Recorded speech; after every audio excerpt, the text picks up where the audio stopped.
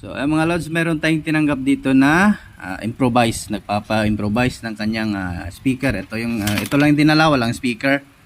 So, ito lang yung dinala sa atin. Ito yung board niya. Sunog yung parts ito na parts. Ito. Yan sunog Makikita nyo. Putok. At wala tayong mahanap ng ganyang pyesa. Kaya ang ginawa ko, meron tayong KTS na board. Ay, in-improvise natin. So, yan. Ganun pa rin yung function niya. Merong sa echo, merong volume. Merong tayong master volume, bass, at saka tweeter. And then mic input, USB, at saka type C yung kanyang charger na ginawa natin. So, yan. Ito, gumagana na siya. So, ilalagay na lang to.